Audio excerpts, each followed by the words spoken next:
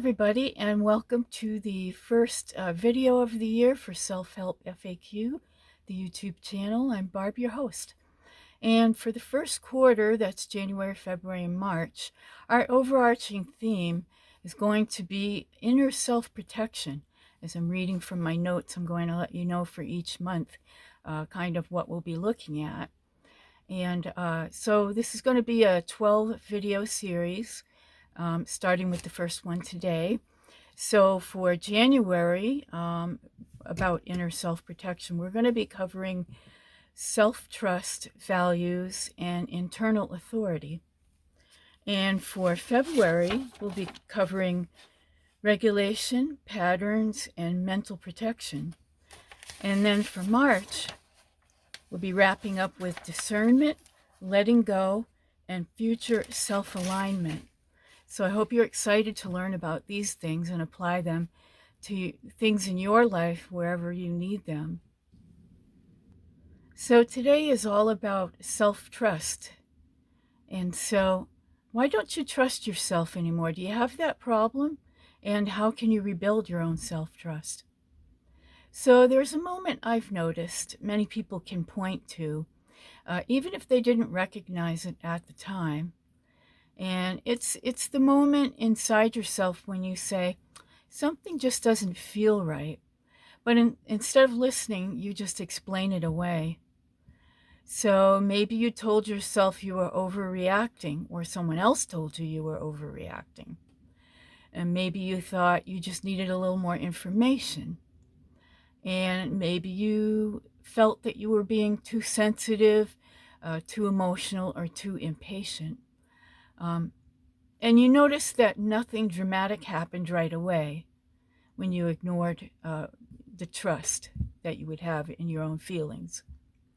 So you learned something very subtle but powerful.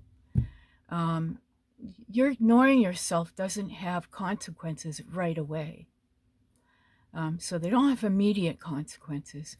But over time, that lesson compounds. And that's how self-trust erodes. Not all at once, but quietly and gradually. So most people think that self-trust erodes because of failure, but that's not really true.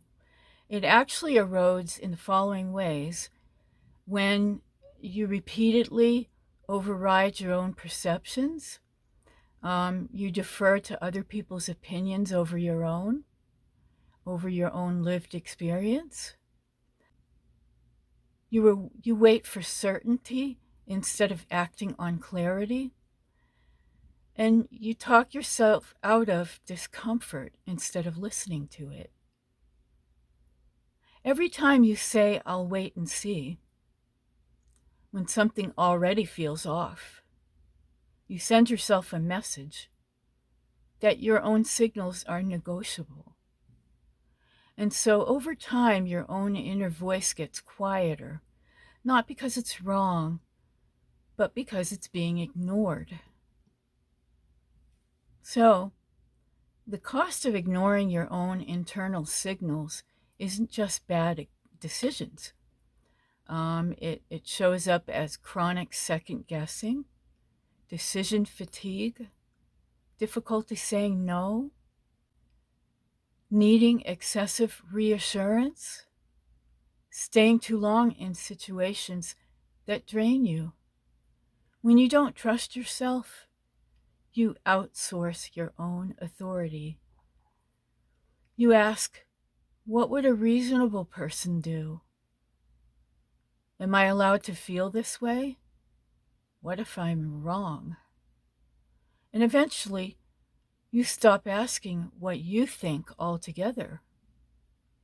And that's when life starts to feel heavier than it needs to.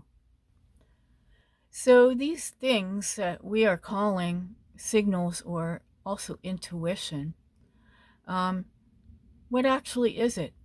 It's this where I want to pause and clarify what intuition really is, because that's really important. It's often misunderstood. And some people, when they hear the word intuition, they think that it's something magical, mystical, emotional, unreliable. But intuition isn't magic. It's pattern recognition filtered through your own nervous system. It's information the brain and the body have already processed before your conscious mind can catch up to it. So your own signals come from several places, such as your past experiences, your values, your emotional responses, your physical sensations, and your pattern memory. That tight feeling in your chest, the sense of dread you can't logically explain, the quiet knowing that something isn't in alignment, that's not weakness, that's actually data, your own data.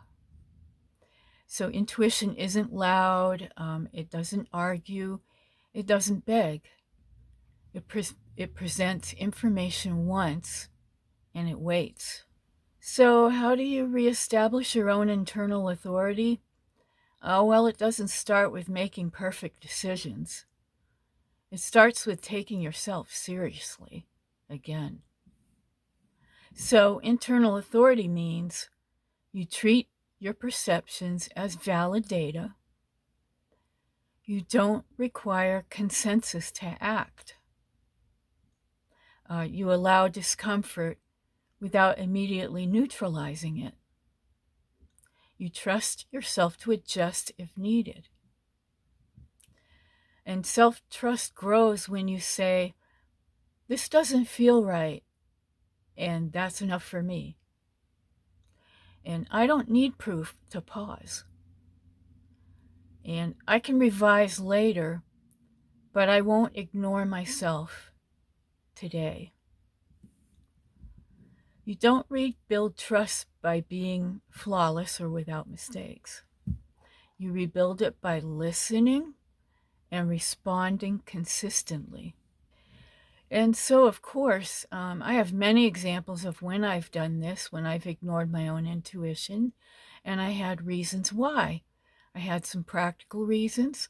I had reasons of fear, many different things that stopped me.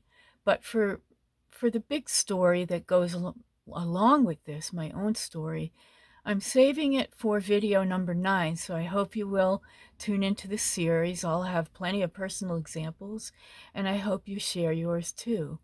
As a matter of fact, I have a little question for you now, which I hope you can answer in the comments, and if not, just journal it yourself. And so what I want you to say to yourself or write in a journal is, where in my life have I been explaining away my signals or my intuition instead of listening? Don't rush to fix anything. Just notice what is happening. Awareness is how self-trust begins to return. So if this resonated, you're not broken and you're not behind. You are reconnecting. Okay, and I want to let you know that coming up on Friday, I'll be doing a follow-up Friday because I do want to go more into what intuition is and how to go deeper into your intuition to grab a hold of it, listen, and work with it because it is telling you something. It's trying to protect you, really. And we will go deeper into that.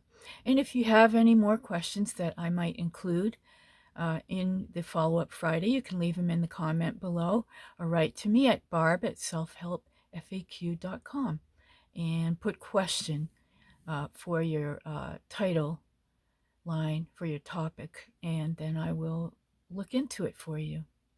Thanks a lot for joining me for this first video. I know it wasn't very long, but we're just getting started in our first quarter of 2026.